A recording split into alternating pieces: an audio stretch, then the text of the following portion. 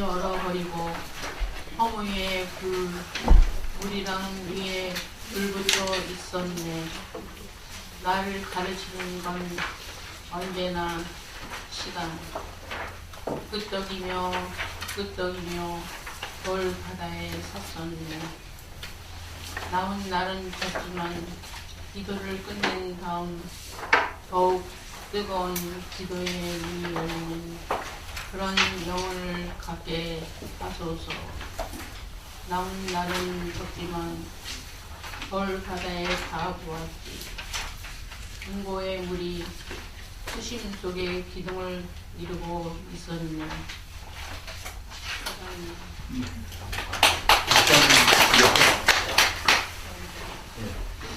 요거 저 겨울바다라는 시인데요.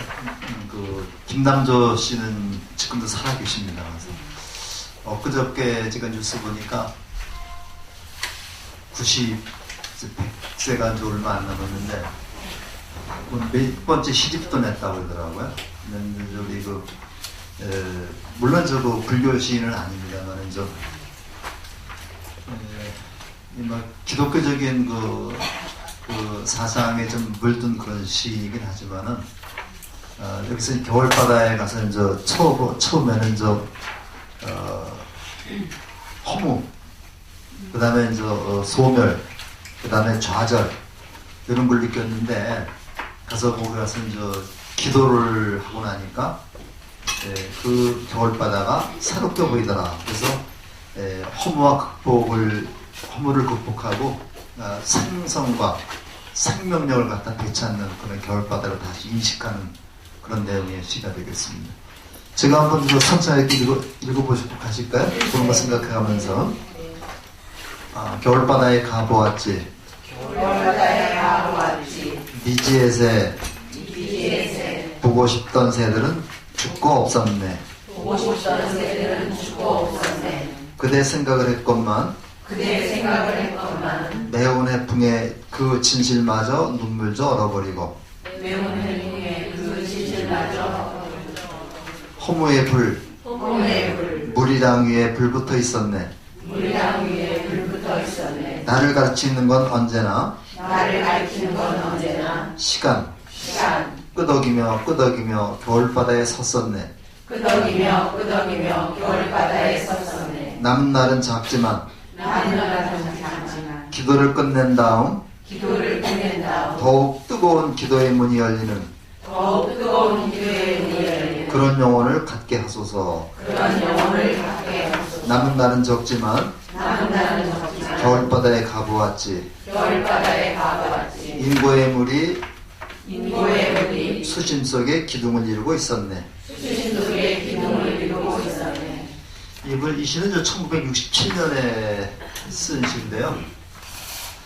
우리가 이제 인식의 문제입니다. 그래서 우리가 어떤 똑같은 사실을 두고서도 이걸 어떻게 인식하느냐, 여기에 따라서 전혀 다른 결과를 가져온다는 얘기죠. 우리가 이제 어떤 그 사물이라도 우리가 부정적으로 인식할 때와 긍정적으로 인식할 때는 전혀 다른 결과를 가져오게 되겠습니다. 우리가 이제 그런 얘기도 많이 쓰죠. 물을 먹는데 이제 컵에 한 반쯤밖에 안 남았다. 그러면 이것이 반밖에 안 남았네라고 하는 그런 그 말과 그래도 반이나 남았네, 이 말은 엄청 다른 말이 되겠습니다. 그래서 우리가 부처의 그 생각을 가지고, 내가 부처다운 생각을 가지고 생활하는 거하고 그 다음에 중생으로서 생활하는 거와 엄청난 차이가 있는 거죠. 우리 불교라고 하는 거는 중생심을 불심으로다가 부처의 마음으로 바꾸는 게 바로 우리 불교라고 볼 수 있겠습니다. 내가 원래 부처라고 하는 거죠. 불교에 보면요, 내가 원래 부처인데 내 마음에 그 망념이라고 하는 먼지가 잔뜩 끼어 있습니다. 끼어 있는데 그 망념을 깨끗이 씻어내게 되면은 내가 바로 부처다운 그런 삶을 살게 된다는 얘기죠. 그래서 우리가 이제 불교에서는 그 번뇌를 객진번뇌라고 그래요.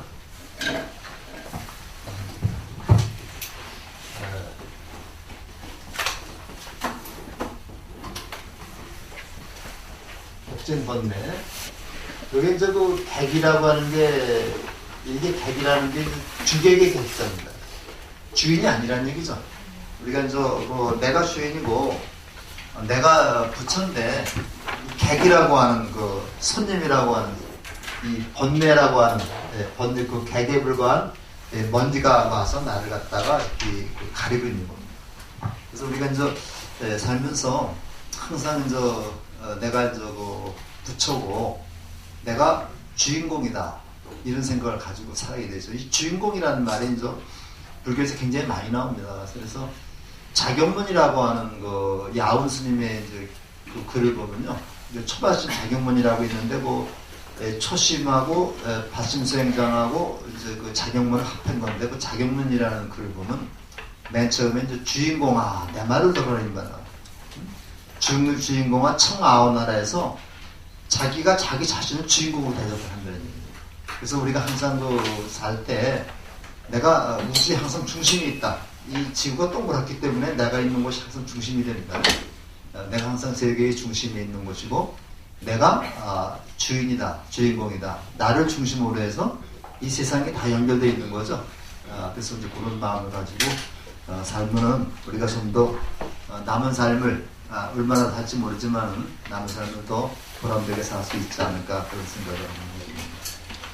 오늘 좀 밀교를 가겠는데요. 밀교에서 그 얘기하는 거는 즉신성불입니다. 잠시만요.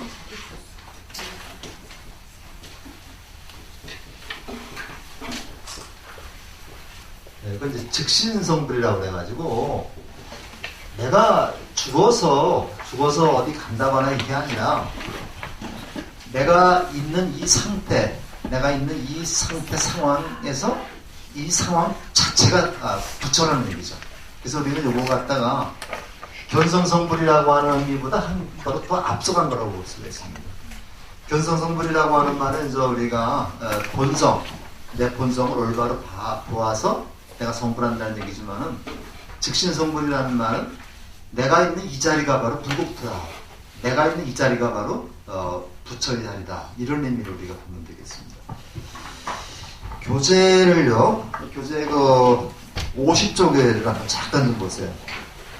50쪽에 잠깐 보면은, 그 맨 첫 번째 쪽을 잠깐 좀 봐요. 또 먼저, 더구나, 50쪽입니다. 더구나 대승을 따르던 제가자들도 인도 일반의 인간신앙과 힌두교의 영향을 받아서 다라니와 무드라, 만다라 등을 신앙 방식으로 채용하여 여러 의식을 통해서 실천하기 시작했다. 이러한 양상은 인도 불교의 또 다른 발전 양상, 즉 밀교를 성립시키기 이른다. 요 말씀이 있죠. 여기 보면요, 무드라, 만다라, 그 다음에 그 다라니, 무드라, 만다라 이게 나와요. 그래서 다란이라는 말은 우리가 이제 잘 알다시피 뭐를 다란이라고 그래요?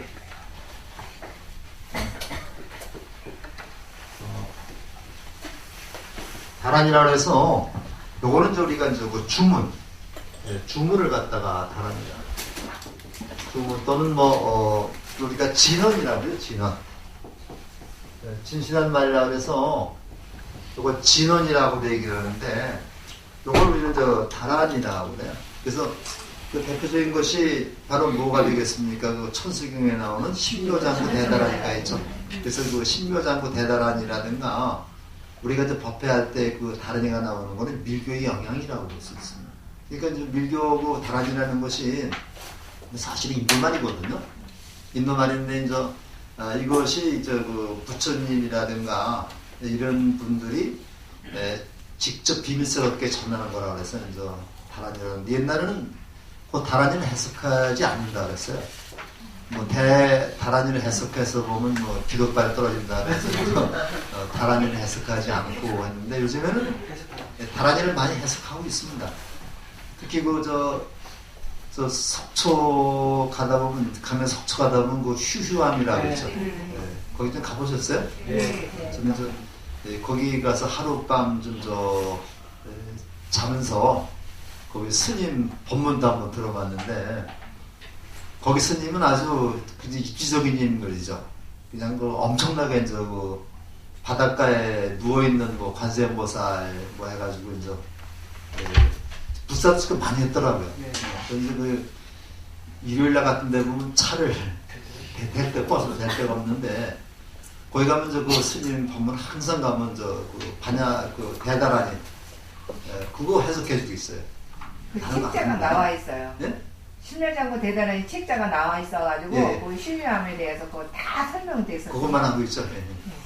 그런데 이제 우리가 좀 제가 봐도 정통은 좀 맞은 것 같아요. 근데 거기 또 땅 터백인가 뭔가 해서 그래 그땅 팔지 않는 사람들도 있죠. 뭐 교보생들이 동부화재 이런 거 해서 듣는데 거기서 그 술도 팔고 그러잖아요.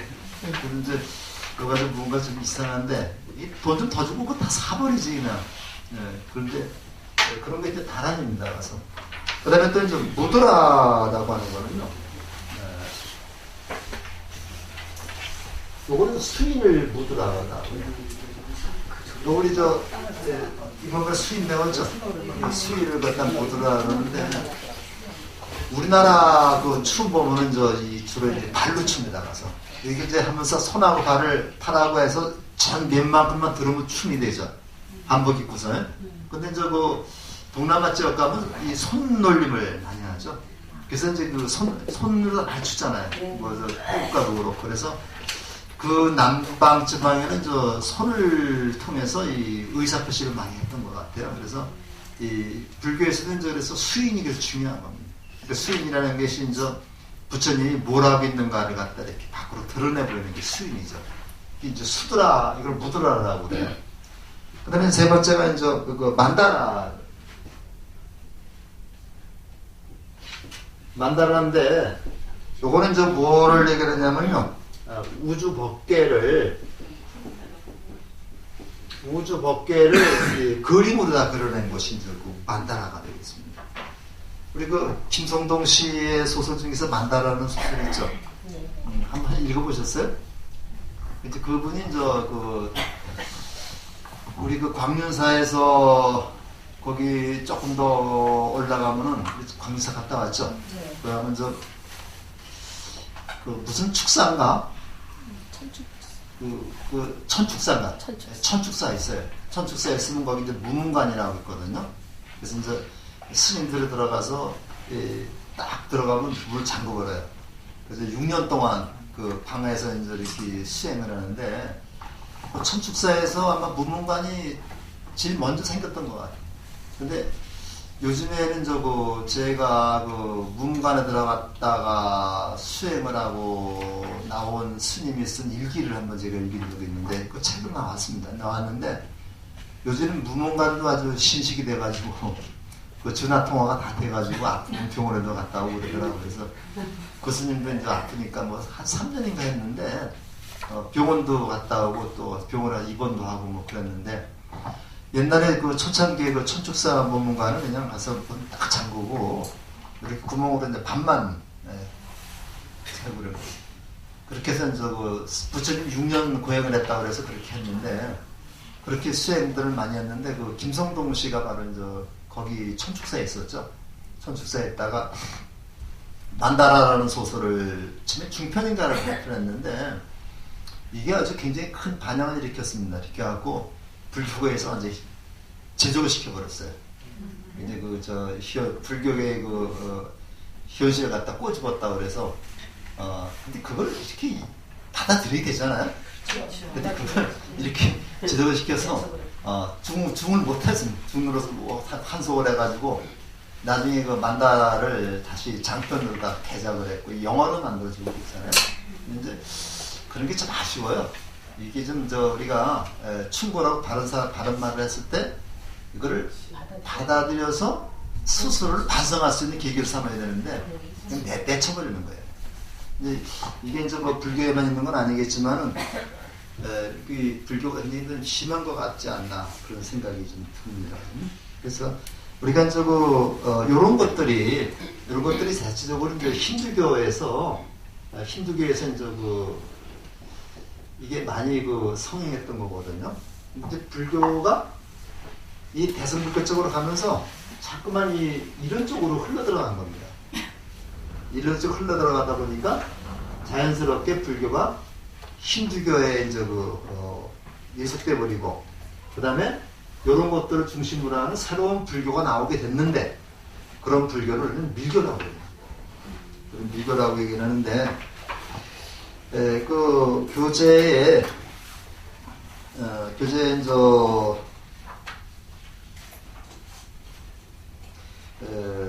53쪽을 한번 펴보세요. 53쪽을 보면서 거기 그 교의 수행법이라고 있죠. 거기 제가 저만 읽어보겠습니다. 일반적으로 대중을 향해 널리 개방되어 있으며 세계관 내지 종교적 이상에 도달하는 방법을 명료한 언어로 설하는 통상의 불교를 현교라 하고, 반면에 비공개적인 교의와 의례를 사자 상승에 의해서 전수하는 비밀 불교를 밀교라고 한다. 그래서 우리가 이제 조금 생소한 일인지 모르겠습니다만은, 우리가 불교를 나눌 때 현교와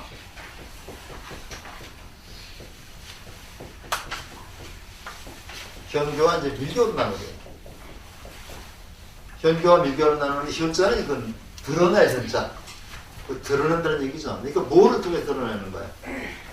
부처님의 가르침을 언어로 통해서 드러내 보이는 게 이제 이것이 현교입니다. 그러니까 부처님의 가르침을 언어로서 이렇게 기록한 게 뭐냐면 경전이죠. 경전을 통해서 부처님의 가르침을 분명하게 드러내 보이는 것이 이제 현교라고 한다면요. 그거는 비밀스럽다. 비밀스럽게 이게 이제 언어로다가 드러내지 않고, 이게 이제 우리가 이심전심이라는 말 쓰죠. 이심전심이라는 말은 이제 대승불교에서 많이 쓰는데, 언어로서 드러내지 않고 사자상승이라는 말은 저 스승이 제자에게 이렇게 마음으로 전해준다는 얘기입니다. 이렇게 해주는 걸 밀교라고 얘기를 합니다. 그래서 이게 밀교가 이렇게 언어로 드러내지 않기 때문에 주문이라든가 진언이라든가 수인이라든가 우주 법계를 형상화한 그림이라든가 이런 걸 가지고서 이제 나타낼 수밖에 없는 거죠. 그래서 우리가 저 대승불교 쪽에서도 나중에는 이제 이런 밀교 영향을 굉장히 많이 받아요. 그래서 이제 우리 천수경을 비롯해서 이런 경전들은 다란이들이 굉장히 많이 나오죠. 그래서 저 능엄경이라든가 능가경 같은 데는 엄청나게 더 많이 나옵니다. 그래서 이제 비교적으로 이제 금강경이나 이제 법화경 같은 데는 다란이가 없는 편인데, 나중에 나온 그런 경전은 굉장히 많고, 그런 데서 밀교가 우리나라에도 이제 번져왔고, 가장 대표적인 것이 이제 티베트 불교입니다. 티베트 불교고, 우리나라에서는 이제 진각종이라고 하는 종단이 있죠. 들어보셨죠? 네. 거기는 저 4대 종단 얘기하면은 조계종, 패고종, 천패종, 진각종을 얘기를 합니다. 진각종이라고 하는 그 종단이 있고, 우리가 저 JTBC 보면 손석희 사장 나오죠? 네. 손석희 아버지가 해당 선사라고 진각종을 창종한 분입니다. 한 70몇 년밖에 안 돼요. 그래서 이제 거기는 종종이라고 해서 총인이라고 얘기를 하는데, 거기는 스님이 따로 없습니다. 가서 정사를 안 해가지고 그냥 일반 신도들이 이제 이렇게 법복을 입고서 이제 출관을 하는 거예요. 그래서 거기 진각종에서 이제 화석에 나온 종단이 진원종이라고 하는 종단이 있고, 그다음에 총지종, 이 총지라고 하는 말이 이제 이 진원은 총지라고 그래요. 총지종이 있는데, 인천에는 제가 대군역이 있습니다. 대군역에서 이제 이렇게 조그만 길로 가다 보면 부평도서관이 있습니다. 아시죠? 거기 대군역에서 나가 조금 가다 보면 왼쪽에, 그 길 왼쪽에 이제 총지종 사찰이 하나 있어요. 아주 깨끗합니다. 그래서 저는 거기 가서 거기 보살님하고 한번 좀 차도 마시면서 얘기를 해봤는데, 거기 이제 진각종에는 붓상을 따로 모시지 않습니다. 붓상을 모시지 않고 온만이 반매움이라고 하는 그 말이 있죠. 온만이 반매움이라고 하는 말을 이제 상단에 다 이렇게 모셔놓고 있고, 이 법당이 꽤 넓습니다, 가면. 그런데 이제, 거기는 이렇게 그 법회 방법도 많이 달라요. 다 다르고, 이제 절도 많이 하지 않습니다, 거기는. 그래서 나는 가서 그냥 우리식으로 삼배하고 나왔는데, 한번 시간 되시면요, 거기 총지점, 제가 절 이름 제가 모르겠습니다. 바로 길 옆에 있는데, 거기 한번 들어가셔서 한번 커피 한 잔 정도 마시면서 이렇게 서로 얘기도 좀 하고, 저는 가끔 가다가 절에 가면 저렇게 스님이나 보살님들 계시면 이렇게 얘기해서 많이 배우려고 노력을 하고 있어요. 그래서 이제 태고종도 그렇고 그러는데, 진각종절은 제가 여기 인천선 본 적이 없는데, 경주 가면은 대릉원이라고 하는 큰 능만한 데 있죠. 그 옆에 이제 경주빵집이 쫙 있고, 그 앞에 다보탑이 있는데, 다보탑이 아니라 첨성대가 있는데, 그 바로 앞에 진각종 사찰이 하나 엄청 큰 게 있는데, 거기 가면 유치원도 있고 다 있습니다. 그래서 오히려 우리가 배울 점이 이 진각종이나 특히 원불교에서 우리가 배울 점이 굉장히 많아요. 생활불교하고 이렇게 밀착이 되어 있어가지고, 진짜 우리가 중생들을 위해서 뭘 해야 될 것인가 하는 것을 진각종이나 원불교 통해서 우리가 보는데, 익산에 가면 또 원불교 총본부가 있습니다. 근데 아주 굉장히 친절해요, 가면. 그쪽에 거기 정녀라고 그래가지고, 왜 까만 치마에다가 하얀 저고리 입고 있죠. 입고 머리 쪽지고, 우리 홍나이 여사가 거기 원불교 신도라고 그래가지고, 홍나이 친정어머니가 이렇게 아주 독실하신 분이었다고 그래요. 근데 홍나이 여사가 불교도 굉장히 많이 지원해주고 있습니다. 근데 지금 우리 원불교가, 그리고 저기 가면요, 영광에 가면 또 거기 성도지라고 또 있어요. 그러면 두 군데 다 가봤는데 아주 규모도 엄청 크고, 거기도 불교 반야신경도 다 배우고 그래요. 근데 이제 이름만 원저의 원불교라고 독립된 종단이 사실은 불교 종단과 아주 한 종단 속에 들어가 있는 거죠. 근데 외국에서 굉장히 많이 이렇게 불교 활동을 하고 있습니다. 그래서 원광대학교가 바로 원불교 재단이고, 그 다음에 진각종에서는 금강대학교라고 있어요. 금강대학교가 있고, 그 다음에 거기 대구 가면 시민고등학교 지금 다 진각종이고, 그래서 굉장히 어쨌든 간에 많이 발전을 하고 있습니다. 그래서 오늘은 밀교에 대한 얘기인데,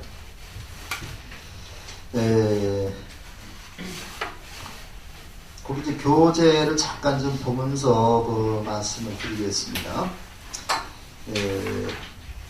52쪽을 한번 좀 보시면서 같이 보겠습니다. 두째 줄부터 좀 같이 읽어보겠습니다. 하지만 밀교의 성립 계기를 단순히 신불교와의 습합에서만 찾을 수는 없다. 이미 대승경전에서 강조되기 시작하였던 다라니 등의 주력은 밀교의 뿌리로서 인정되며, 더 나아가 인도 사상의 일반적인 토양에서 기인한다고 본다. 밀교의 배경으로서 자주 거론되는 주요 원인은 다음과 같다. 첫째, 교주인 고타마 붓다의 역사적 실체가 퇴색되었다는 점이다. 부파 시대와 대승불교를 거치면서 성립된 다불사상, 삼신불설 등은 고타마 붓다를 역사적 인물에서 멀어지게 만들었다. 그 결과 수많은 불보살들이 등장함으로써 인도 전래의 신들에게 접근하는 결과를 낳았으며, 급기야 신비교의 만신전속으로 고타마 붓다가 퇴색되기 이르렀다. 둘째, 출가의식을 거친 자들도 다시 제가자와 같은 위치로 돌아갈 만큼 교단의 기강이 해이했으며, 이는 교단의 지적 활동을 쇠퇴시키는 결과를 낳았다. 셋째, 밀교교단에서 출가비구는 주술사 내지 마법사로서의 역할까지 수행하게 이르렀는데, 이는 신두교의 시바교 또는 비슈누교와 크게 다를 바가 없었다.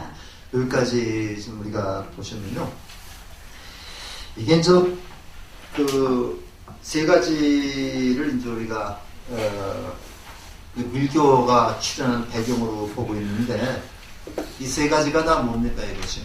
우리 불교가 그게 반성해야 될 점이죠. 반성해야 될 점인데 지금 이런 저희가 똑같이 일어나고 있어요. 똑같이 일어나서 우리가 이제 그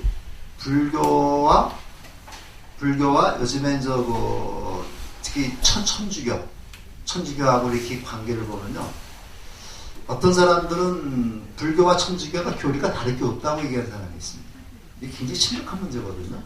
심각한 문제인데 오히려 개신교는 드러내놓고 얘기를 하기 때문에 큰 문제가 되지 않아요. 큰 문제가 되지 않는데 그 카톨릭에서는 불교의 것을 많이 가져갔습니다. 거기 제가 어서 확실한 얘기냐 아닌지 모르겠지만 뭐 48제를 또 지내는 얘기도 있고 기독교에서 제사라는 게 있으면 안 되는 거거든요. 근데 우리 49제인데 뭐 48제가 있고 거기도 뭐 묵주라 그래서 염주 같은 거 그러지 않잖아요. 그렇게 가면서 그 신부님이나 이 수녀님들은 저를 잘 찾아다닙니다. 저를 잘 찾아다니면서 같이 얘기도 하고 그다음에 저 성균관에도 잘 가요. 그래서 이제 이렇게 배우려고 노력을 하는데 우리 스님들이 법정 스님을 빼놓고는 과연 그 몇 분이나 성당 가서 같이 신부님하고 얘기를 하면서 배우려고 노력을 했던가. 이 신부님들은 그 카톨릭 그게 종사하는 분들은 불교를 공부하려고 하겠다는 사람들이 굉장히 많습니다. 그리고 동국대학교 교수들이 개신교나 이 카톨릭 쪽에 가서 활동하는 사람은 제가 못 봤는데 저 서강대학교나 연세대 이쪽에서는 이 불교에 관련된 것을 많이 공부를 하고 있거든요. 그래서 우리가 이제 손자병법에도 뭐 지피지기면 백전불태다 이런 게 나옵니다. 남을 안 해야 되는데 우리가 이제 자칫 잘못 생각해서 우리 불교의 교리가 다른 종교보다는 굉장히 수승하다. 경전해양이 방대하다. 이런 것만 믿고서 이제 우리가 자만심에 빠져버린다면은 우리 모르는 사이에 그들이 우리 걸 다 뺏어버려요. 이것이 어떤 경우냐 바로 여기서 나온 겁니다. 인도에서. 여기 이제 그 비슈누교하고 시바교라는 얘기가 나왔죠. 비슈누교하고 교하고 이제 시바교가 나왔는데 이게 이제 그 브라만교에서 말이죠. 이게 이제 브라만교에서 요렇게 이제 비슈누교하고 시바교를 좀 옮겨갔는데 이 비슈누 신이 무슨 신이라 했어요? 어제? 이게 유지의 신이라 그랬죠. 브라만 신이죠. 브라만 신이 있고 브라만 신이 있고 비슈누 신이 있고 시바 신이 있는데 요거는 저 창조의 신이고 힌두교에서 요건 창조의 신이고 요거는 유지의 신이고 요거는 파괴의 신입니다. 이렇게 얘기를 했죠. 어저께 얘기했었죠. 그래서 이제 이 서민들은 이쪽을 많이 믿고 그 다음에 이제 그 브라만이나 푸자테리아는 이쪽을 좋아했다 해서 그 비슈누교라고 하는 그런 교가 있었는데 이 비슈누교는 물론 그 힌두교의 일파입니다. 이것이 이제 나중에 다 뭐가 되냐면 힌두교로 다 이제 종합이 되는 건데 이 비슈누교의 교리와 불교의 교리가 크게 다르지 않아요. 다만 신이 등장한다는 것만 다르죠. 근데 우리 그 초기 불교에서는 신이라는 게 없었죠. 부처님이 돌아가실 때 뭐라 그랬어요? 자등명 법등명이라 그랬어요. 자등명 법등명이라 그래가지고 너 스스로를 등불 삼고 법을 등불 삼아서 수행을 해라 그래요. 그리고 마지막으로 이제 방일하지 말라 이렇게 얘기를 했는데 이게 이제 우리 대승불교 쪽으로 가면서 이게 그 부처를 갖다가 절도화시키기 시작했다. 그래서 성불교에서는 뭐라고 얘기를 합니까? 성불교에서는 부처님의 법을 계승한 게 마하가섭이라고 얘기를 하죠. 근데 부처님의 어느 말씀 중에서도 마하가섭한테 그 법을 전한다는 얘기는 없었습니다. 근데 이거 억지로 만들어 놓은 거예요. 만들어 놔서 뭐 28대가 저 누구야 그 달마대사하고 그래서 중국에 와서 해능이 육조대사가 와서 이렇게 얘기를 하잖아요. 그래서 이런 것들이 자칫 잘못되면 신격화되는 거예요. 교조로 신격화되는 거를 그 신격화시키는 거를 부처님이 굉장히 경계를 하셨거든요. 근데 대승불교 쪽으로 오면서 이게 신격화가 되는 겁니다. 신격화가 되다 보니까 비신이라고 하는 신을 믿는 이런 종교와 석가모니라고 하는 거의 신격화된 그러한 것을 믿는 종교와 불교와 이게 차이가 없어져 버린 거예요. 그러니까 동화돼 버린 겁니다. 동화돼 버리는 건데, 물론 이제 어떤 학자들은 그런 얘기도 해요. 앞으로 이제 몇 세기가 지나면 종교의 구분이 없어질 거다. 종교의 구분이 없을 그런 얘기도 하지만은 지금 우리 상황이 점점 불교가 줄어가고 이제 개신교 이쪽에 이제 그 천지교 시대가 많아진다는 거는 우리 불교 신도들이 자꾸만 그쪽으로 간다는 얘기죠. 그래서 이제 우리가 임종 때가 가까우면은 외로워서 이제 저 성당이나 이쪽으로 가는 분들이 굉장히 많습니다. 근데 우리 이제 그 불교에서 사실 이 장례문화라든가 우리 불교의 장례문화 화장법이거든요. 근데 이게 이제 굉장히 우리가 빨리 좀 신경을 써서 이게 절에서도 뭐 닦고 장례도 치를 수 있게끔 그렇게 해야 되는데 이거는 이제 신경을 안 쓰고 이제 조계종에서는 종단에서 이제 허송세월 했던 게 아닌가 이런 생각도 많이 들어요. 그래서 요즘에 이제 제가 쪽에서도 이제 목소리를 높이려고 많이 얘기를 하지만 이게 이제 아직은 통하지가 않습니다. 이제 그런 그 상황인데 바로 이제 그 우리가 비교를 이러다가 조선시대에 이렇게 왕권의 비호를 받아왔던 그 유교가 지금은 거의 사라져버렸잖아요. 우리 생활 속에 윤리 강령으로만 남아있을 뿐 유교 자체에서도 유교를 종교라고 얘기하는 사람이 몇 사람 안 돼요. 근데 7대 종교 속에 이제 그 한나라다가 유교가 들어가긴 했는데 유교를 어느 종교라고 생각하는 사람은 하나도 없습니다. 근데 이제 어느 정도 하면은 이제 불교도 종교가 아닐 그런 상황이 나올 수가 있을 것 같습니다. 그래서 우리 불교가 다시 이제 그 대승불교가 부처님 당시로 돌아가자라고 하는 구호는 좋았는데 그 다음부터 이제 보살이라든가 다불 사상이 나오면서 이런 쪽으로 가버린 겁니다. 이게. 그래서 그런 것들이 이제 우리 밀교를 일으키게 한 것이고 나오게 한 것이고 그런 밀교가 나옴으로써 부처님의 이제 근본 정신이 조금 더 좀 훼손됐다 이렇게 얘기할 수 있습니다. 그래서 밀교에서는요, 밀교에서는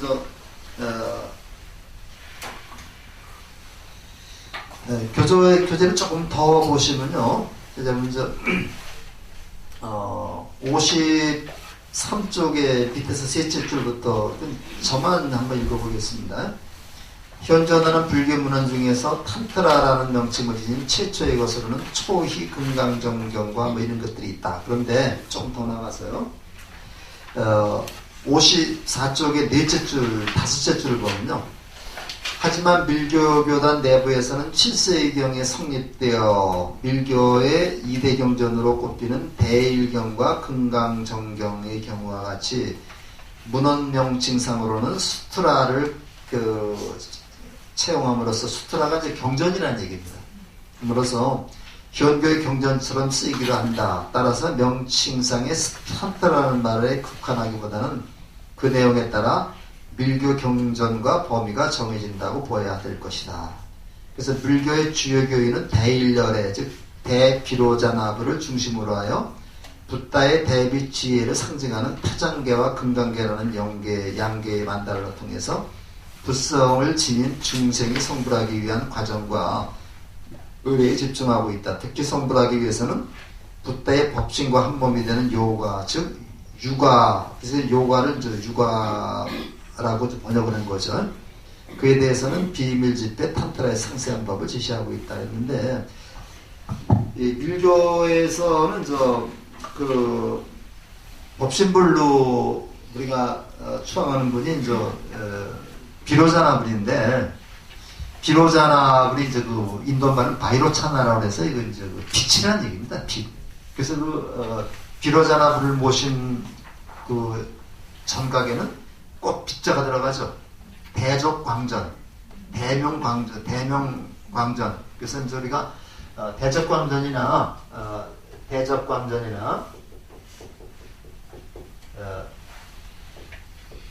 또는 대광명에서 이제 이 빛이 들어가는 게 이제 비로자나불을 모신 그런 정각이거든요.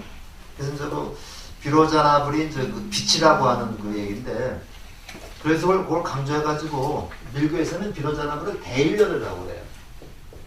대일열이라고 그래가지고 여기서는 대일열에만을 교주를 삼고 있습니다. 이제 우리 어제도 삼신불을 얘기했습니다만은 삼신불에서는 석가모니불이나 아미타불 다 빠져버리고 이제 법신불만 나타나는 거예요. 근데 이제 법신불의 대일열애가 이게 빛이잖아요. 이게 해잖아요. 해. 빛이잖아요. 빛이라는 것은 형상이 없죠. 형상이 없으니까 형상을 안 모시는 거예요. 불상을 안 모시는 거죠. 대신 뭘 모시는 거예요? 대일열애를 상징하는 다란이, 엄만이 반명을 모시는 거죠. 그래서 이제 그렇게 이제 교리가 전개되는데, 그래서 대일경하고 이제 금강정경 요거를 보게 되면 이것도 이제 팔만대생경 속에 포함이 되고 있습니다. 이건 이제 현교에서 얘기를 하는데, 이쪽에는 수없이 많은 다란이가 이제 등장하는 거죠. 그러니까 이 다란이를 해석하지 않고 그대로 외우면은 우리가 이제 부처가 된다라고 하는 그런 논리를 우리가 볼 수가 있습니다. 그러니까 요거는 우리가 불교를 공부하면서 알고 믿어야 된다라는 개념과 그냥 맹목적으로 믿으면 된다는 개념, 어디에 속한다고 볼 수 있어요? 맹목적으로 믿으면 된다는 그런 개념에 속하죠. 이런 쪽으로 자꾸만 가다 보면 어떻게 되는 겁니까? 기독교와 다를 바가 없는 거죠. 그래서 우리가 사실은 이 밀교라고 하는 그런 개념이 우리가 조금 굉장히 조심스럽게 받아들여야 되는 거고요. 사실은 우리가 대승불교 하지만 대승불교의 본질을 정확히 알고서 대승불교의 본질이 원래는 옛날 석가모니 부처님의 근본 가르침 속으로 다시 돌아가자라고 하는 그런 운동인데, 이게 이제 희한하게 이쪽에 힌두교하고 이제 영향을 주고받으면서 불교가 소멸하게 되는 것이다. 이런 결과가 나오게 되는 겁니다. 그래서 여기에 이제 여러 가지 얘기가 많이 나오지만은 그냥 넘어가시고 55쪽에 좀 한번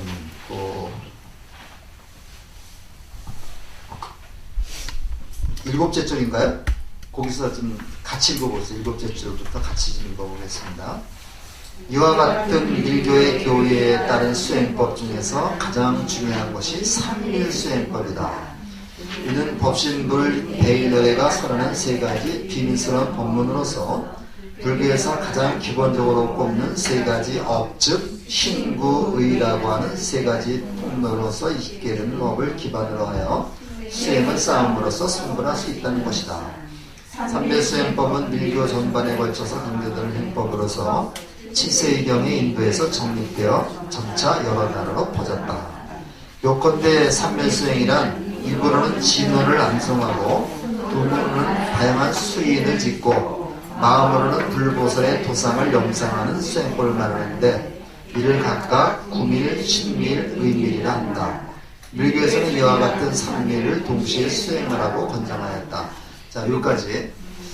우리가 보통 신구의 요거를 삼복이라고 말하죠. 자, 삼업이라고 말하죠. 그래서 우리가 이제 몸으로 짓는 업이 있고, 그 다음에 입으로 짓는 업이 있고, 그 다음에 이제 마음으로 짓는 업이 있습니다.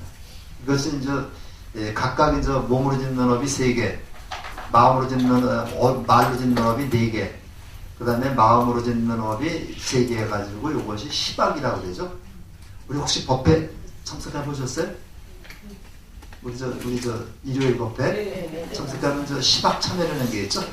시박 참회가 있는데 이제 우리 나무대비 관세음을 하면서 이제 그때는 시박 참회하는 거기 때문에 우리가 장기 합장을 하죠. 장기 합장하죠. 이거는 정식으로 우리가 법회를 하면서 내가 지은 10가지 업을 내가 참여하는 그런 의식, 그건 굉장히 큰 의식입니다. 굉장히 그 중요한 의식이기 때문에 우리가 장기 합장을 합니다. 그렇게 하면서 하는데, 몸으로 짓는 업이 3개, 말로 짓는 업이 이제 4개입니다. 말로 짓는 업이 이제 4개인데, 그만큼 못했다는 얘기입니다. 우리 말로 짓는 업이 굉장히 크다는 얘기죠. 어쨌든 이 국방장관, 또, 그 의도를 충분히 알아요. 아는데, 밥 먹으면서 그 식사 시간에 말은 짧게 하는 게 좋다. 이제 그런 관점에서 뭐 미니스커트는 뭐 그런 얘기를 했는데, 이제 조금 그냥 어떤 때는 이렇게 눈동자가 흐려진 것 같더라고요. 그래서 또 청와대에서 또 야단 칠 거라 그러는데, 참 그게 어떻게 된 건지 모르겠어요. 그래서 그냥 장관님, 더군다나 국방부 장관이 말한 걸 갖다가 청와대 참모가 차관급이라고 하거든요. 청와대 참모가 경고하는 거는 진짜 잘못된 거 아닌가. 근데 이 굉장히 국방부 장관 하면은 굉장히 중요한 사람이죠. 내가 보기엔 장관 중에서 그 외무부 장관, 뭐 국방부 장관, 외장관은 굉장히 중요한 장관으로 알고 있는데, 경제. 근데 그 일개 그 청와대 참모가 먼저도 그랬잖아요.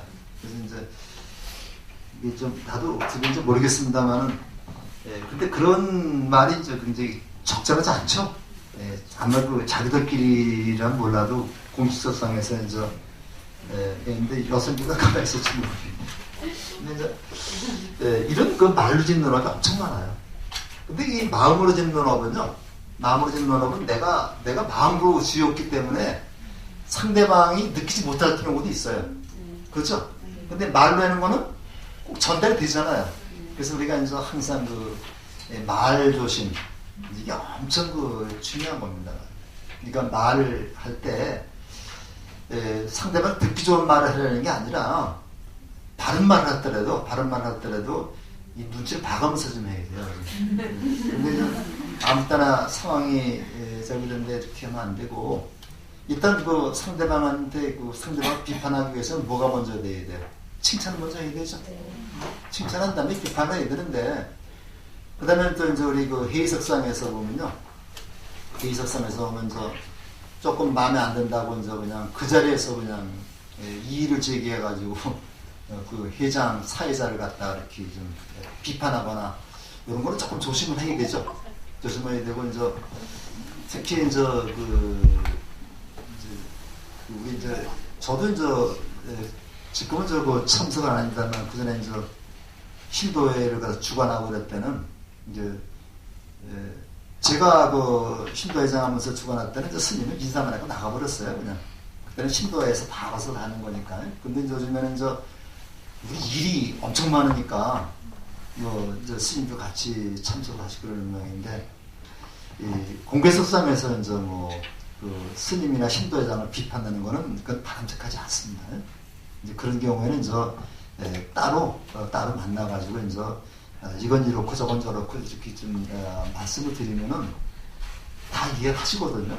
근데 이게 공개적으로 공식적으로 그러면은 이 감정 싸움으로 가버려요. 그런데 이게 굉장히 조심을 해야 됩니다. 그래서 우리가 스님한테 말 같은 것도 우리 일상하고 조금 달라요. 그래서 스님한테 말씀드릴 때는 건강하시라고 하는 것도 뭐 법체라고 그래. 스님은 법체라고 그래. 법체 편안하십시오 이렇게 말씀하는 거지. 근데 이런 거를 우리가 조금 갖춰야 됩니다. 그래서 스님한테 제가 말씀드렸다면요, 법체 써먹어요. 법체 편안하십시오 이렇게 말씀드리는 겁니다. 그 다음에 스님한테 문자 혹시 보낼 기회 있으면 누구 합장이라고 많이 해야죠. 우리 신도들끼리 합장입니다. 이거는요. 스님한테는 삼배가 기본적인 예의죠. 예. 그때는 이제 그 문자 혹시 보냈더라도 누구 삼배, 예. 삼배 이렇게 있어요. 삼배, 이건 삼배라는 얘기입니다. 그러니까 이제 문자를 해도 300 올린다는 얘기입니다. 그래서 우리 도반대끼리 그냥 합장 그렇게 되는데 스님 만나면 합장하고 많은 건 아니잖아요. 3배 드리는 게 원칙입니다. 그래서 3배라고 되고 이런 것도 이제 우리가 예의는 예의고 지켜야 되죠. 그 다음에 스님들 농담 따먹게 하면 안 되는 거죠. 그런 분들이 있어요. 이게 가깝다고 그래서 가깝다고 해도 있고 스님이 뭐 자기보다 나이가 적다 그래갖고 좀 만만하게 반말제가 아니고 만만하게 하면 안 되는 거죠. 우리 희수스님도 저보다 나이 적어요. 그래서 깍듯이 스승으로 대접을 해야 되는 거고 우리 어제 상가 스님도 어제 가셨지만은 지금 아들뻘도 안 되지만 이렇게 하면서 가서 스님은 스님으로 공경하는 마음을 갖고 있는 거죠. 그래서 그런 얘기도 필요하고 스님하고 혹시 약속을 했더라도 반드시 그거는 스님 절에 와서 스님 방 덜컥 열지 말고 반드시 종서를 통해서 이제 이렇게 스님 사생활이 있잖아요. 그래서 거기 보면 삼밀수행이라고 그래가지고 9밀, 10밀, 의밀을 잘 수행해야 되는데 수행이라는 말이 이제 여기서는 업장을 소멸한다는 얘기죠. 시박이라고 하는 몸이나 말이나 뜻으로 지은 시박을 참여해서 뭐가 된다는 얘기? 성불을 한다는 얘기, 성불. 이런 의미로 우리가 좀 보시면 되겠습니다. 그 다음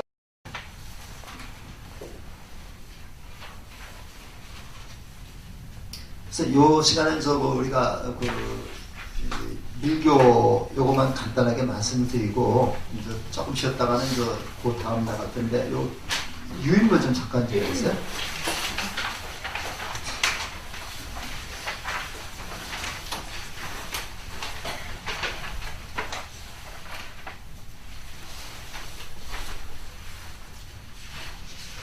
어 13페이지, 유인물 13페이지에 보면 책이라는 게 있죠.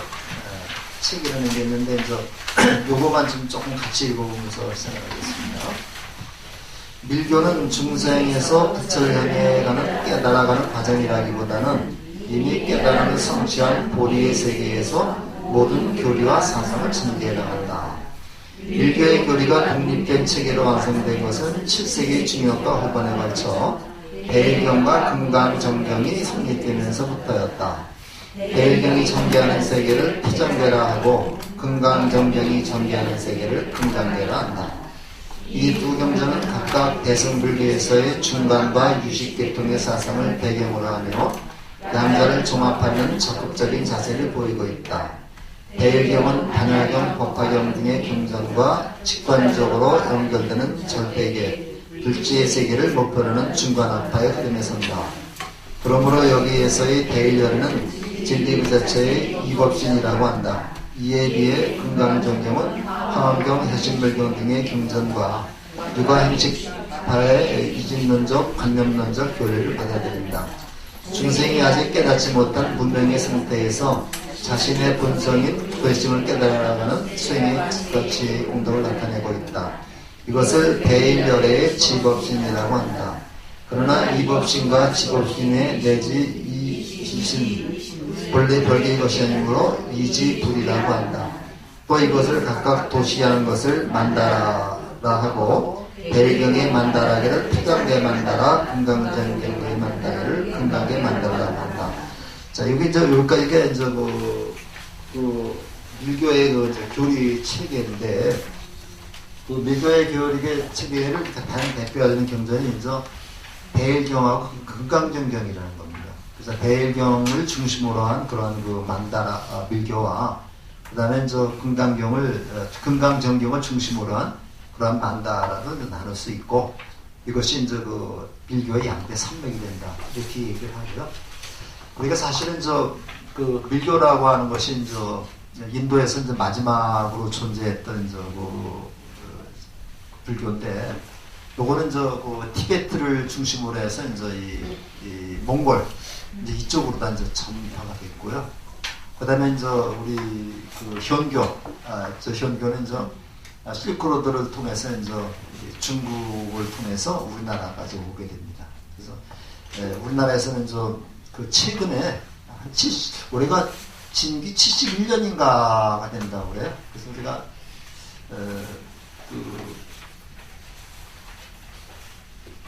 그 저기서 나오는 잡지가 있거든요. 그 진각중에서 나오는 법의 향기라고 하는 그런 잡지가 있는데, 요거를 조금 보니까 이제 올해가 진기, 거기는 불기도 쓰고 진기도 씁니다. 그 진기가 이제 71년이라 그러는데, 그 해당 종사라 그래가지고 그 손석희 씨 아버지가 이제 누군데 이제 그 대구에서 저기를 했어요. 손규상 씨, 네, 손규상 씨 이제 그분이 이제 대구에서 군것질 해가지고 이제 진각종을 만들었는데, 하여튼 그 진각종의 교리도 불교의 교리하고 크게 다름이 없습니다. 똑같은데 다만 의식이라든가 이게 많이 달라요. 근데 이제 우리가 이거 다음에도 얘기하겠지만은 이 의식이라고 하는 게 이제 이 불교에서는 사실은 의식이라는 게 중요하지 않거든요.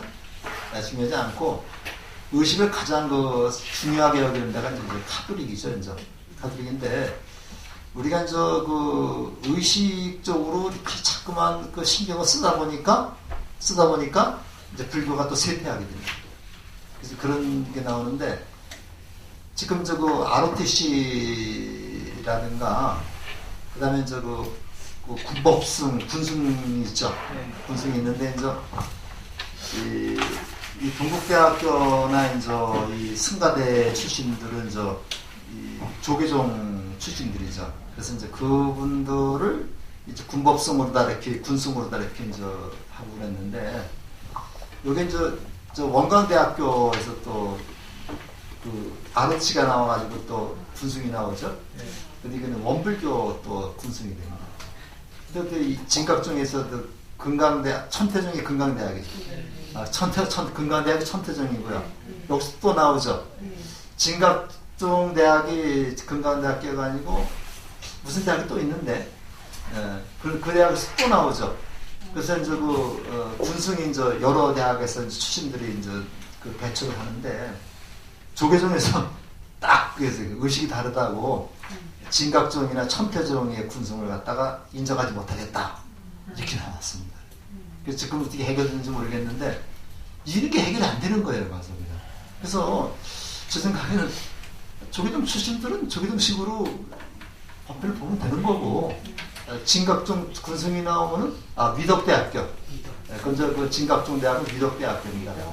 근데 이제 진각종 출신은 그들에다가 법회를 보면 되지 않을까. 또 원불교도 우리가 불교에서 받아들여가지고 하면 되지 않을까 했는데, 이게 이제 의식 이런 것 때문에 이제 조계종에서 이제 거기를 이제 받아들이지 못하겠다는 이런 얘기까지 나와가지고 그러는데, 이게 결국 집안 싸움이 아닌가 하는 생각이 좀 들어요.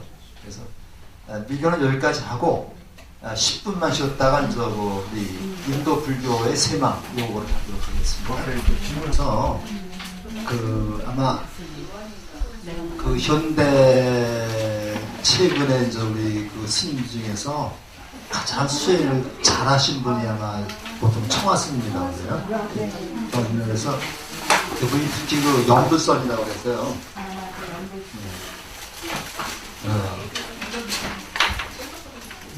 이분의 그 수행을 이게 연불선이라고 해요.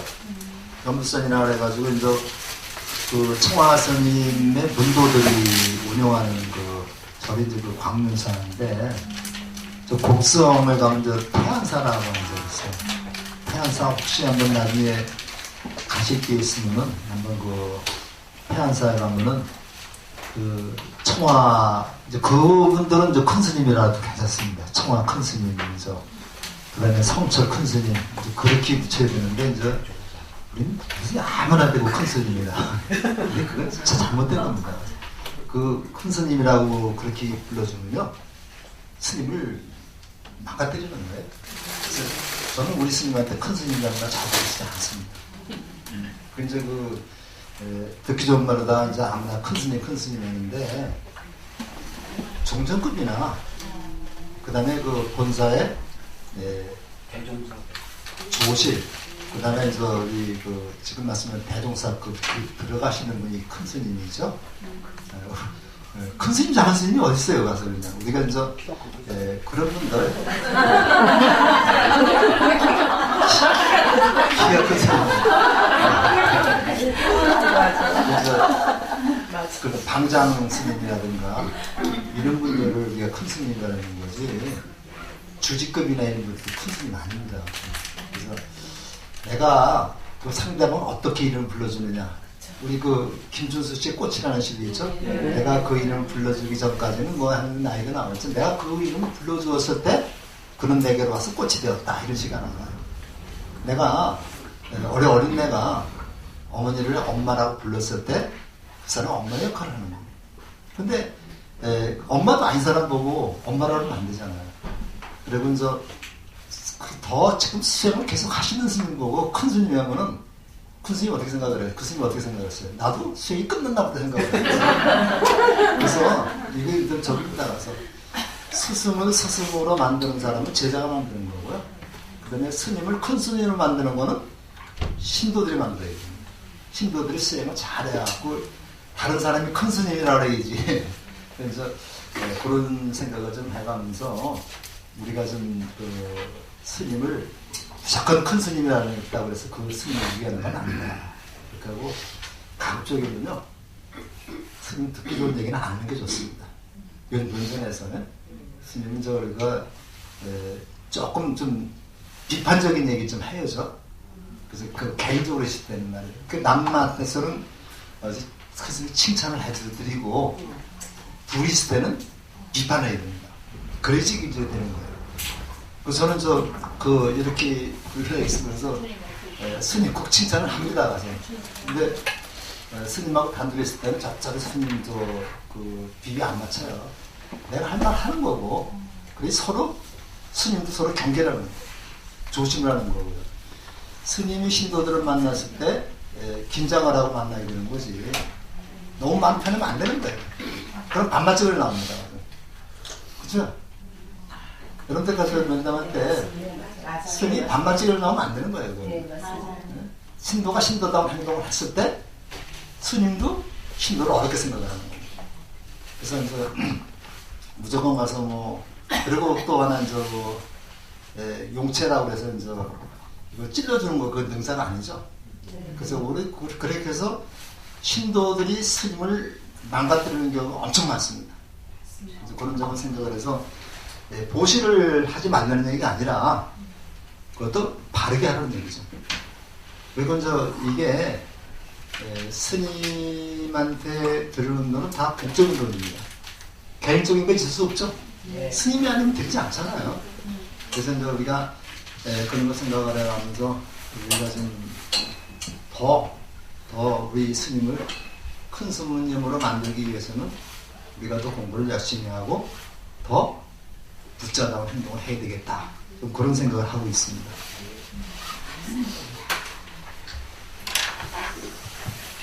그래서 저는 한 10년 친도회장인데 한 10년 거의 돼가는데, 이제 너도 2년 했습니다만 이렇게 하면서 스님하고 굉장히 대립점에 서서 했던 적이 굉장히 많아요. 그래서 스님한테 비용도 많이 받았습니다. 지금 와서 이거 부학장을 맡고 있는데, 굉장히 좀 이게 쉬운 일은 아니더라고요, 또 가서는. 자, 그러면서 인도 별교의 세멸이라고 했는데, 소멸이 아니라 세멸입니다. 소멸이 완전히 없어져 버린 거죠. 세멸이라는 말이 좀 세가 약해졌다. 그래서 지금 인도에는 힌두교가 대부분이고, 기독교도 있고, 흑교도 있고, 이슬람교도 있고 한데 자이나교보다도 신도수가 적다고 합니다. 유인물에는 지금 그건 없어요. 여기서 요 교재만 가지고 하다가 이제 나중에 암베드카르라는 사람만 이제 그거 한번 유인물에서 보도록 하겠습니다. 영국의 저희 사학자 에드워드 기본이라는 사람이 있어요. 에드워드 기본이라는 사람이 있는데 이 사람이 쓴 그 책 중에서 유명한 책이 있죠. 로마 제국 쇠망사라고 하는 그런 책이 있는데 굉장히 유명한 책입니다. 저도 이제 아주 옛날에 이걸 읽어봐서 잘 기억은 나지 않는데 거기서 로마 제국이 망한 그 이유를 여러 가지 얘기를 하고 있죠. 그래서 뭐 게르만족의 뭐 이동이다 뭐 이렇게 얘기를 하는데 또는 뭐 기독교 영향이다 이런 여러 가지 얘기를 하는데 가장 근본적인 이유가 뭐냐? 로마 제국 내부의 분열이라고 해요. 로마 제국 내부의 분열이다. 내부의 분열이 돼가지고 그 요지를 보면요, 이 로마 제국인 저 후대로 가면서 이 복지를 내세웠어요. 이 복지 국가를 내세웠어요. 이걸 내세우다 보니까 뭐가 되는 겁니까? 이거 하다 보니까 기능하다 보니까 자금이 고갈되는 거예요. 자금이 고갈돼가지고 결국 자금이 고갈되면서 다툼이 생기는 거예요. 이 다툼으로 결국 로마 제국이 멸망하게 됐다. 이런 얘기를 하고 있다고 해요. 지금 사학자들이 미국이 이런 전철을 지금 받고 있다는 거예요. 이런 전철을 밟아서 그것이 계속 뭐 역사학자들이기 때문에 이렇게 동쪽으로 이동한다고요. 동쪽으로 이동해서 유럽에서 동쪽으로 가가지고 미국으로 갔다가 미국에서 다시 동쪽으로 오면 어디로 오는 겁니까? 우리 이제 중국, 한국, 일본, 삼국으로 왔다가 우리 그 들러리만 하다가요. 그 다음에 이것이 인도 쪽으로 가는데 중국보다 더 무서운 세계의 나라가 인도라고 그래요. 인도는 자기 사상이 있습니다. 중국도 물론 자기 사상이 있고요. 자기 사상인데다가 인구수가 많죠. 그분들은 그 인도에서는 모든 것을 다 겪고 난 사람들이기 때문에 거기다 IT 기술이 굉장히 발달했다고 해서 우리가 이제 우습게 인도로 보는데 결코 우습지 않은 나라가 인도입니다. 거기에 엊그저께 부탄 한번 방송에 나온 적이 있었는데 부탄은 인도의 보호국입니다. 불교 국가인데 외교권 얘기는 전대 인도에서 하는데 행복지수가 하늘 높은 나라예요. 제가 꼭 이번에 인도를 한번 갔다 와서 나는 부탄을 한번 먹으려고. 부탄을 갔는데 그 불교 국가인데 진짜 행복하게 사는 사람들입니다. 우리가 보기엔 가난한 것 같지만 이런 나라 사람들이 결국 세계를 이끌는 그런 시대가 올 거라는 얘기죠. 그래서 우리 불교도 우리가 세멸이라고 그랬는데요. 세멸이라고 했는데 우리가 불교가 인도에서 세멸하게 된 원인은 여러 가지로 얘기를 합니다. 첫째는 이슬람교의 침입으로 얘기합니다. 근데 이 이슬람교나 기독교 같은 서구 종교는요, 이건 사막의 종교라고 그러죠. 사막의 종교이기 때문에 사막에서는 상대 어떤 적을 만났을 때 적을 죽이지 않으면 내가 죽습니다. 그렇죠? 오아시스를 차지하기 위해서 싸우는 거죠. 오아시스를 차지하면은 상대방을 다 죽여버려야 됩니다. 그렇기 때문에 기독교나 이슬람교 같은 서구 종교들은 그 새로운 나라를 정벌하는 거기에 있는 사상을 다 없애버려요. 다 파괴해버립니다. 근데 동양의 종교는 순덕의 종교라고 얘기를 하죠. 우리가 인도에서 저기들이 수행자들이 일하지 않고 있었던 거는 거기는 언제든지 나무 열매가 있어요. 먹고 사는데 지장이 없습니다. 또 입는데도 더운 나라니까 크게 신경 쓸 게 없죠. 굉장히 포용력이 있다는 얘기죠. 그런데 이슬람교가 여기를 무굴 제국이라고 하는 데가 침입을 하면서 저기 쑥대밭을 만들어 놨어요. 제일 처음에 여러분들 유인물 인도 불교사 연표를 줬을 때 바클라 무슨 대학이 멸망한 데가 있죠. 그 대학이 폐쇄되면서 결국 인도에서 불교가 끝난 거거든요. 그래서 이렇게 되는데 이슬람교의 영향도 많이 있습니다. 근데 우리가 한번 생각해 볼 게 힌두교가 있고 불교가 있고 자이나교가 있는데 똑같이 이슬람교에 침입을 받았는데 불교로 쇠망했는데 힌두교가 남아있단 말이에요. 이것도 답이 안 되는 거죠. 그렇죠? 그러니까 불교가 자기 역할만 제대로 했으면은 사라질 리가 없는 거죠. 그래서 이것도 이제 힌두교, 그 이슬람교의 침입 영향도 있고 여러 가지 영향이 있지만은 가장 중요한 것은 불교 내부의 영향, 내부의 분열이다. 이것이 자기 주체성을 지키지 못하고 힌두교에 흡수된 그런 것 때문에 이제 불교가 그 인도에서 사라졌다는 그런 말로 얘기할 수 있습니다. 그래서 우리 교재를 잠깐 보면 써보겠습니다.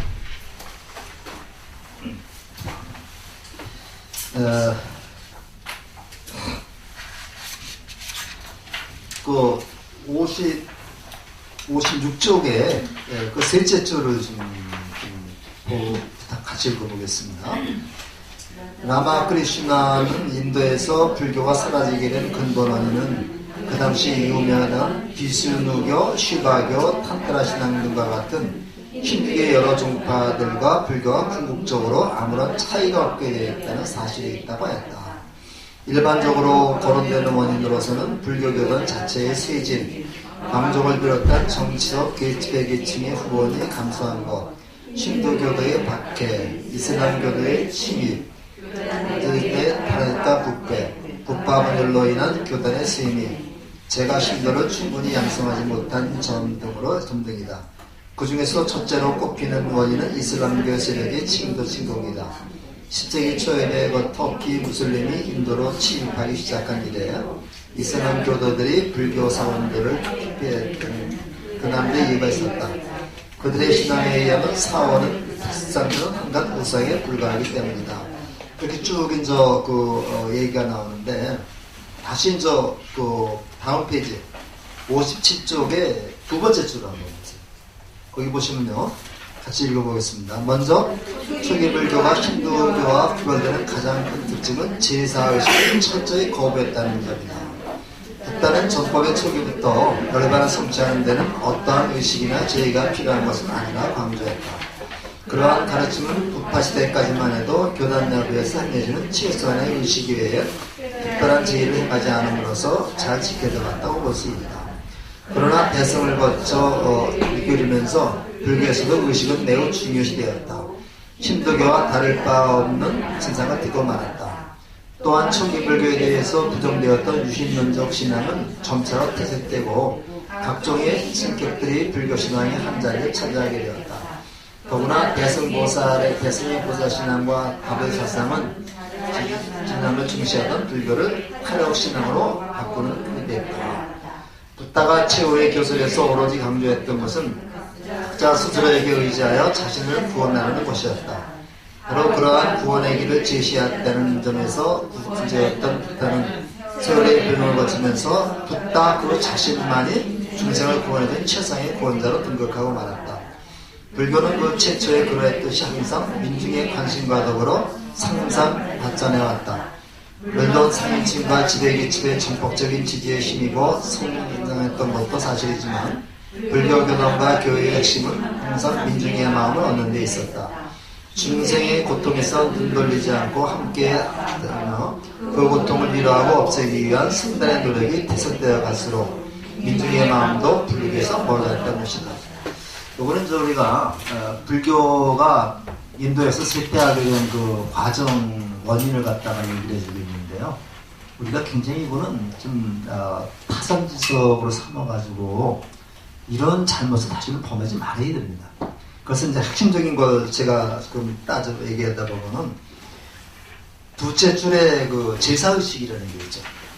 제사의식을 철저히 거부했는데 쭉 내려오다 보면 밀교에 이르러서 불교에서 의식은 매우 중시되었다. 이 의식이라는 게 바로 제사의식이죠. 그래서 불교는 제사의식이라는 게 뭐예요? 제사의식이라는 게 신에게 지내는 거예요. 신에게 지내는 거죠. 그래서 우리가 부처님이 처음으로 다섯 비구와 그다음에 야사의 제자 60명을 제자로 받아들였습니다. 이제 그 5비구, 5비구하고 60명을 받아들여가지고 이게 이제 65명이 됐는데 여기까지 이제 부처님까지 포함하면 66명이 되는 거죠. 이렇게 해서 이제 받아들였고 그 다음에 누구를 제자로 삼았냐면 가섭 삼형제. 가섭 삼형제 저기 제자를 1000명을 받아들였죠. 1000명을 받아들였는데 가섭 삼형제가 바로 어떤 사람이냐면 배화교도예요. 이거 배화교라고 해요. 불을 숭상했던, 불에게 제사 지냈던 그런 종교 집단이 있었죠. 근데 이제 이 가섭 삼형제를 갖다가 논쟁을 해서 이겨가지고 제자로 받아들였다는 얘기는 이게 배화교는 제사식에서 출발한 겁니다. 그래서 우리가 이제 종교의 연호를 따질 때 이 배화교를 제일 먼저 보통 얘기를 해요. 조로아스터교가 배화교죠? 그렇게 얘기를 하는데 이 배화교에서부터 그 기원전 한 3000년 정도 얘기를 합니다. 거기서부터 종교가 분화돼가지고 이것이 이제 인도로 들어와서 브라만교로 됐고 서양으로 들어가서 유대교로 됐고 이렇게 얘기를 하는 데 있는데 이 불을 숭상하는 불에게 제사지 불이라는 건 바로 뭐냐면 신이죠. 이 신이죠.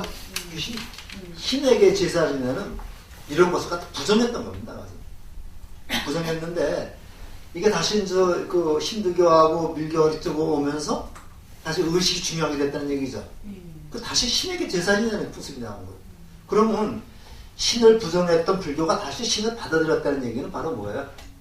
이제 불교가 바뀌었다는 얘기죠. 나쁜 말은 타락했다는 얘기입니다. 그런데 이것이 이제 힌두교 쪽으로 갔다는 얘기죠. 그러다 보니까 또 뭐가 또 그 뒤에 나오느냐면요. 아주 굉장히 중요한 말씀입니다. 여기. 자, 어떤 얘기가 나오면, 그래서 저 불교가 타력신앙으로 바뀔 수밖에 없었다. 그래서 자등명, 법등명을 갖다가 이렇게 강조했던 부처님의 가르침이 자등명이라는 말이 없어진 겁니다. 이제. 타력신앙으로 바뀌게 된다. 그 다음 장 보면요. 줄 보면 이제 밑에서 하나, 둘, 셋, 넷, 다섯, 여섯, 일곱, 여덟째 줄 보면요. 세월의 변형을 거치면서 붓다 그 자신만이 중생을 구원해주는 최상의 구원자로 등극했다. 요 말씀이 저는 굉장히 중요한 말이라고 생각을 하는데 그 전에 부처님 뭐라고 그랬어요? 누구나 다 수행을 하면 부처가 된다고 그랬어요. 부처가 된다고 그랬어요. 그러면서 그렇기 때문에 내가 부처이기 때문에 부처님이 후계자를 정하지 않은 그 이유가 그겁니다. 너도 수행하면 부처이기 때문에 내 스스로에 의지하고 내 가르침에 의지한다면 네가 바로 부처다. 그때 후계자가 필요 없다는 얘기죠. 근데 이렇게 오면서 결국 누구만이 중생을 구원할 수 있어요? 부처만이 중생을 구원할 수 있다는 사상으로 바뀐 겁니다. 그러니까 다른 사람은 암만 노력해봤자 부처가 될 수 없다는 얘기죠. 그러면서 고따와 붓다, 석가모니 한 사람만이 부처가 돼서 중생을 구원할 수 있다. 이건 누구에게? 부처님 얘기입니까? 그 다음 제자들 얘기죠. 이게 바로 신격화입니다. 이게 신격화하고 신격화되는 건데 이것이 신격화된다면 다시 말해서 신을 긍정하는 얘기가 되죠. 요즘에 과연 불교가 유신론인을 받아들였느냐, 유신론을 부정하느냐 그런 문제 갖고 이제 많이 논쟁을 벌입니다. 그런데 이제 우리가 석가모니 부처님만은 분명히 인간인데 그 외에도 신들이 많죠. 인도의 신들을 많이 받아들였는데 그거 가지고 이제 우리가 불교에서 유신론을 인정하느냐 아니냐 이런 논쟁을 가지고 벌이는데 이건 제가 말씀드릴 건 아니고 우리가 더 논문들도 보고 참고하면서 과연 신이라고 하는 존재가 불교에서 어떤 존재냐. 절대로 부처님이 신이라고 생각하면 안 됩니다. 신이라고 생각 안 되고 부처님은 당신의 가르침을 통해서 중생을 바른 길로 인도하고자 했던 그런 분이죠. 근데 무조건 부처님한테 그 빌면 매달리면 뭐가 이루어지지? 기복신앙이죠 이게. 기복신앙인데 이렇게 불교가 이렇게 바뀐 겁니다. 이렇게 바뀌니까 뭐하고 다를 바가 없어요. 힌두교하고 다를 바가 없는 거잖아요. 힌두교도 힘이 있으니까. 그러니까 힌두교가 다를 바가 없기 때문에 불교가 이제 그 자체적인 주체성을 잃게 된 것이 아닌가. 이렇게 보는 것이 가장 올바른 해석이라고 볼 수 있습니다. 그러니까 이제 우리가 어떤 잘못을 범하고 일이 잘못되면 꼭 남을 탓해요. 남을 탓하죠? 네. 나는 잘했는데, 근데 이건 사실은 누구 탓이에요? 내 탓입니다. 내 탓이라는 말이 이제 이 초기 불교에서부터 이게 굉장히 강조했던 말인데, 이거 지금 남의 정부에서 가져가지고 잘 써먹고 있잖아요. 내 탓이라고. 그러니까 이제 내 탓이 다 내 탓입니다. 그러니까 뭐라고 그랬어요? 불교에서는 마음 한번 바꾸면은 바로 지옥이 천당이 될 수 있는 거다. 그래서 이제 옛날에 이제 어떤 그 스님이 자기 스승한테 물었습니다. 스님 지옥이 있습니까? 그러니까 있다. 어디에 있습니까? 그러니까 그냥 그 스승이 그런데 딱 때렸어요. 딱 때리니까 스님 왜 때립니까? 그러니까 그게 바로 지옥이다. 그러고서 나서 또 칭찬을 해주니까 그 칭찬해주고 나서 그게 또 천당이다 이렇게 얘기를 했는데 우리가 하루에도 84,000번 지옥과 천당을 왔다 갔다 합니다. 내가 기분 좋으면 천당이고 기분이 언짢으면 지옥이죠. 이런 것을 나에게서 찾아야지. 그러니까 이제 우리가 요즘에 이제 뭐 고부 갈등도 뭐 얘기를 하고 뭐 장서 갈등도 얘기하더라고요. 그 장모하고 또 사위하고 갈등도 얘기하는데 이게 이제 다 생각 나름입니다. 생각 나름인데 이게 이제 남의 식구를 받아들여서 내 식구로다가 만들기 위해서는 굉장히 그 시간이 많이 필요합니다. 아까 그 겨울바다처럼 시간이 많이 필요하고 상대방의 입장을 배려하고 이해하는 거라는 마음이 필요한데 이걸 갖다가 내가 바꾸지 않고 자식만 바꾸라면 안 되는 거죠. 그래서 이제 근데 솔직히 바꾸기 쉽지 않죠. 네. 쉽지 않고 이제 그런데 그래도 자꾸만 우리가 바꾸려고 노력을 하고 며느님들 잘한다고 칭찬을 자꾸만 해주면요 더 잘하더라고요. 그래서 이제 못된다고 자꾸만 야단치면 더 안 하고 그다음에 이제 칭찬해주면 더 잘하고 말도 아랫사람이 어떤 얘기를 했을 때 그걸 받아들여야지만 새로운 거 자꾸만 얘기를 할 수 있어요. 이걸 억누르면 창의성이 안 나옵니다. 요즘에 이제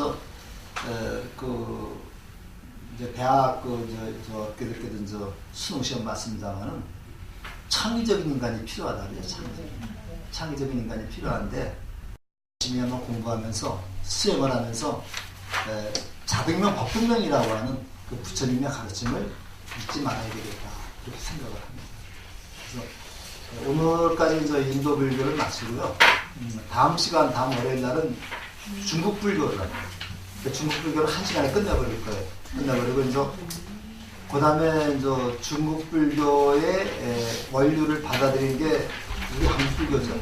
그래서 이제 중국 불교를 1시간에 끝내버리고 그 다음에 이제 나머지 3시간 동안은 이제 한국 불교, 삼국시대 불교부터 시작을 해서 우리가 현대 불교 앞으로 우리가 어떻게 한국 불교가 나가야 될 것인가 이건 제 나름대로 한번 좀 말씀을 드리도록 하겠습니다. 자, 마치겠습니다.